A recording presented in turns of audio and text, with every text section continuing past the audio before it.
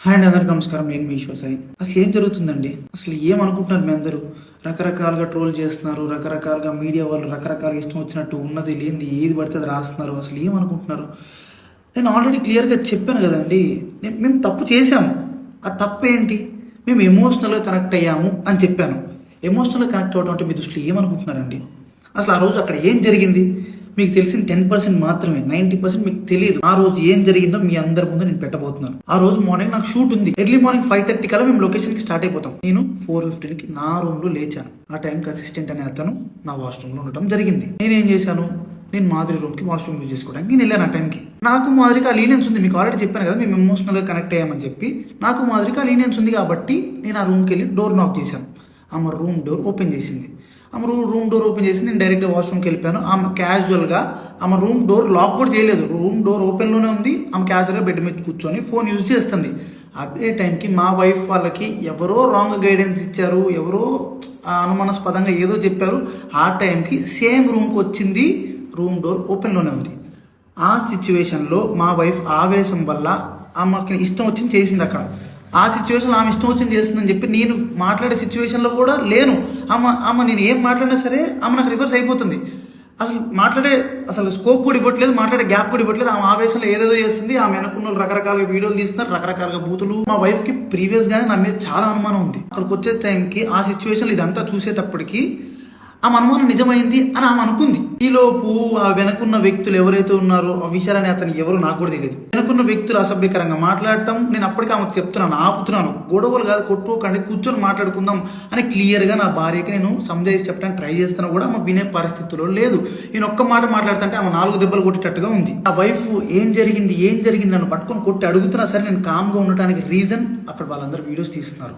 నేను ఏం చెప్తే ఏ రకంగా పోర్ట్రే అయ్యిద్దో తెలియదు. ఎక్స్ప్లెనేషన్ ఇవ్వడానికి నాకు స్కోప్ కూడా ఇవ్వలేదు. ఆల్రెడీ మీకు చెప్తున్నాను కదండి, మేమిద్దరం కనెక్ట్ అయ్యి జస్ట్ 2.5 months అయ్యిందని చెప్తున్నాను. మా మధ్య ఒకరికి లీనియన్స్ ఉంది తప్పితే అంతవరకు వెళ్ళే లీనియన్స్, అంతవరకు వెళ్ళే ర్యాప్ మా ఇద్దరి మధ్యలో లేదు. మేము ఇమోషనల్గా కనెక్ట్ అయ్యాం, ఇమోషనల్గా మాట్లాడుకుంటాం అంతే తప్పితే మేము అంత దూరం మేము ఎప్పుడు వెళ్ళలేదు, వెళ్ళాలని కూడా మేము ఎప్పుడు అనుకోలేదు. అలాంటి క్యారెక్టర్ ఆ అమ్మాయిది అస్సలు కాదండి. అమ్మాయి చాలా రెస్పాన్సిబుల్ పర్సన్. అమ్మాయి ఫ్యామిలీని అంతా పోషించుకోవడానికి చాలా కష్టపడుతుంది. నేను ఎప్పటి నుంచో కొన్ని 4-5 years నుంచి అమ్మాయిని నేను చూస్తున్నాను. ఇదే విషయాన్ని నేను మీ అందరికి ఇంటర్వ్యూలో చెప్దాం అనుకున్నాను. కానీ మా లీగల్ అడ్వైస్ ప్రకారం నేను ఎంతవరకు చెప్పాలో అంతవరకే చెప్పాను. అందులో కూడా నేను మీకు క్లియర్గా ఎక్స్ప్లెయిన్ చేశాను. మీ అందరికి 10% మాత్రమే తెలుసు, మిగతా 90% మీకు తెలియదు, మీరు చూడలేదు. ఇలాంటి సిచ్యువేషన్లోనే ఒక మనిషికి ప్యానిక్ అంటే ఏంటో అర్థమవుతుంది. ఆ సిచ్యువేషన్లో ఏం మాట్లాడితే ఎవరు ఎట్లా రిసీవ్ చేసుకుంటారు అనేది తెలియదు. నేను చాలా క్లియర్గా చెప్తున్నానండి, మా ఇద్దరి మధ్యలో ఎమోషనల్ బాండింగ్ తప్ప అంతకు మించి ఏం లేదు, ఏం జరగలేదు.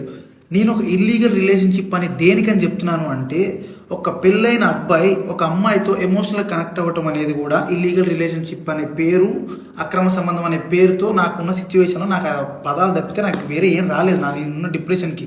అమ్మ మాధురి, నీకు నా తరపు నుంచి, నా భార్య తరపు నుంచి, నా భార్య వెనుకున్న వాళ్ళ తరపు నుంచి నీకు క్షమాపణ కోరుకుంటున్నాను. నీకు సారీ, ప్లీజ్ అర్థం చేసుకో, ప్లీజ్. వాళ్ళకి ఏం తెలియకుండా వాళ్ళ నోటికి వచ్చినట్టు మాట్లాడినందుకు, వాళ్ళు వీడియో అప్లోడ్ చేసినందుకు, నీ మీద చేసుకున్నందుకు నేనైతే సారీ చెప్తున్నాను. సారీ.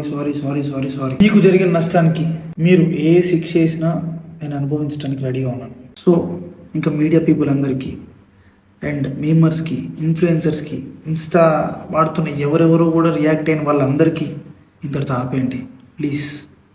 మా లైఫ్ చాలా డిస్టర్బెన్స్ అయిపోయింది మీ వలన. ప్లీజ్ ఇంతటితో ఆపేయండి. పదే చెప్తున్నా, మేము చేసిన తప్పు ఎమోషనల్గా కనెక్ట్ అవ్వటం.